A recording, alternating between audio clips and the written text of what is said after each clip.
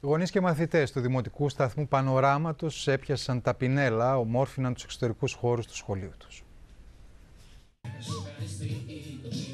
Άφησαν τον Κυριακάτικο καφέ και έπιασαν τα πινέλα. Γονείς που εμπιστεύονται τα παιδιά τους στους παιδαγωγούς των δημοτικών σταθμών του Δήμου Θεσσαλονίκης ανταποκρίθηκαν στο κάλεσμα και εργάστηκαν εθελοντικά για να ομορφύνουν τους εξωτερικούς χώρους του σταθμού στο Πανόραμα. Ανταποκριθήκαμε στο κάλεσμα του σχολείου των παιδιών μας και βοηθάμε εθελοντικά να συντηρήσουμε τα κάγκελα, να κάνουμε τα παψίματα. Ξεκινήσαμε με κέφι, με ζωντάνια, όλοι οι συνάδελφοι, οι γονείς.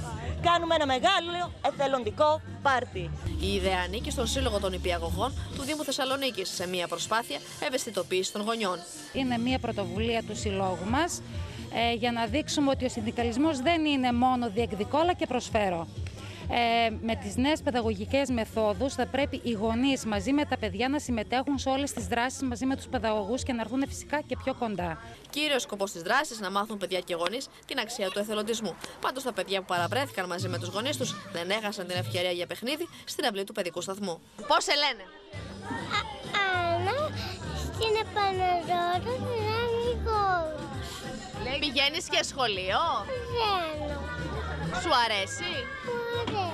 Στις 30 Σεπτεμβρίου, την επόμενη Κυριακή, ο Σύλλογος Νηπιαγωγών καλεί και πάλι τους γονείς, αυτή την φορά για να βάψουν τους εξωτερικούς χώρους του παιδικού σταθμού Μέγας Αλέξανδρος στην Άνω Τούμπα.